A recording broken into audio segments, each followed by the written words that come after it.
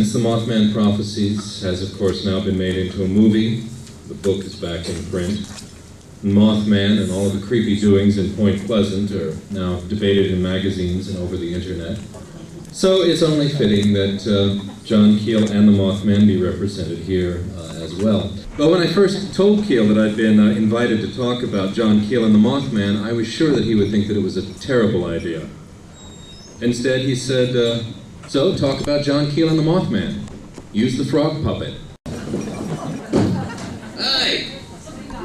Well, welcome to Washington. Oh, thanks. Hey, what happened to the sky? Well, we're in a building now. A what? This is a building. It's like your box, only bigger. Oh, okay. I thought it was the end of the world or something. Where are the air holes? Well, you can't put air holes in a building. No? No, that would let the rain in. What's wrong with that? Well, One of the greatest joys in life is sitting in a raging thunderstorm, singing at the top of your lungs and gorging yourself on insects. well, I've never tried it. Now you ought to get out more. Well, do you have any thoughts on Mothman before I put you away? Sounds delicious. Well, now that I've introduced the talking frog, I've come to a crossroads. I can segue to Fort, who did say, "We shall pick up an existence by its frogs," or I can pick up an existence by its ventriloquism. I first met John Keel in my capacity as a ventriloquist. He came to a comedy club where I was hypnotizing my dummy to relive a UFO abduction. He invited me to come perform at the Fort Fest. And later, in a touching ceremony, he gave me his childhood ventriloquism manual. He was born in Cornell, New York, up near the Canadian border, March 25th, 1930. His father was a musician, and he described his mother as a lively, pretty girl. He was an avid magic buff, and he started writing. By the time he was 14, he was renting out his own office above the barber shop and sending out submissions to magazines. He was also reading Fort, of course, seen here in a lovely Skinner portrait for the Info Journal. But for the record, he does say that Jean-Paul Sartre was a much greater influence on him. He was also a big science fiction buff and published his own fanzine. It was a lot classier than many of the other fanzines around because he was able to typeset it. He was able to do this because he was writing a column for the local paper at the time. Well, the turning point for the aspiring young Keel was a sale to the New Yorker. So he put the traditional 75 cents in his pocket and hitchhiked to Manhattan, eager to write full-time. Keel was drafted and ended up in Germany after his service was ended. He cleared out his bank account and headed for Cairo. And for the next few years, he wandered through the East, learning how to charm snakes, visiting mummy makers, and all that sort of thing, supporting himself by turning his adventures into articles for men's adventure magazines. Keel had some curiosity about UFO, but he didn't pursue the subject seriously until about 1965.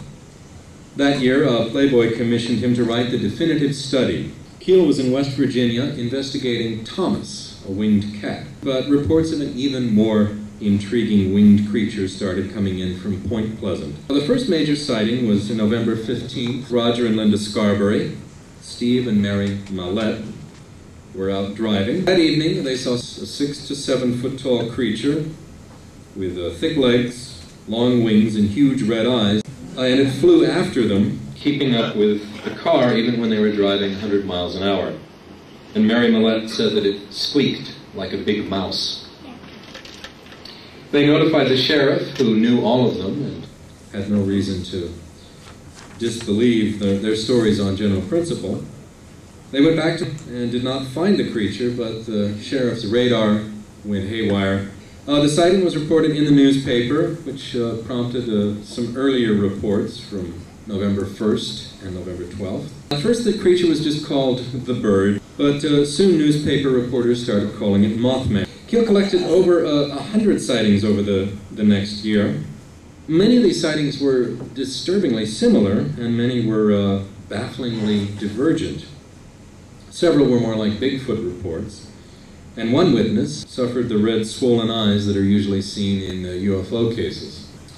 Well, all of this was completely appalling. You had witnesses with names who were known to the authorities, multiple sightings, physical symptoms, radio interference, and front and center you had this ridiculous bug-eyed monster that sounded like the Thunderbird of Native American legend or the Garuda of Hindu mythology, which is depicted here.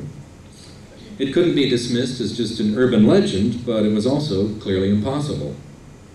Well, as is traditional, experts were summoned to explain it all away. Biologists identified it either as a sandhill crane or an owl. And of course, in Point Pleasant, people were being plagued by things other than Mothman. There was a steady stream of aerial lights, animal mutilations, pet disappearances, poltergeists, saucer sightings, telephone and television interference. And there were funny people afoot, strange men in black suits who made vague threats and didn't seem to know what forks and spoons were. Nor was Keel immune to all of this activity. He found that the more that he pursued the paranormal, the more it pursued him. He had endless bizarre problems with his phone and mail. I should point out that it's not impossible that Keel was in fact being harassed by the government, not because of anything about Mothman, but because of the Cold War in Vietnam. And U.S. intelligence might have had their own reasons for being suspicious of a freelance journalist who read The Realist, took mysterious long trips in rented cars, and hung around military installations at night, shining flashlights up into the sky. Reporters and UFO researchers flocked to the area. And after 13 months of this high-octane strangeness, the Silver Bridge in Point Pleasant collapsed. The bridge gave way, killing 46 people. This may seem to have nothing to do with Mothman, but it did to Keel since his contactee network had predicted a disastrous power blackout for that day. He collected an enormous amount of material from this year of strangeness and set to work trying to wrestle it into a book. At first, he devoted a chapter to it in his 1970 book, Strange Creatures from Time and Space. And the UFO research that Playboy had initiated finally resulted in Operation Trojan Horse in 1970. The book doesn't dismiss UFOs, but it does argue that they're more like traditional ghosts or demons than spacecraft. The next year, Our Haunted Planet developed this idea that there were ultra-terrestrials management in their publications department. The Mothman Prophecies came out in 1975. The working title was The Year of the Garuda, but apparently the American superhero influence was stronger than the Hindu deity. About half of his manuscript was cut by what Keel described as faceless little men in the publishing business, and he reworked some of it into the book The Eighth Tower.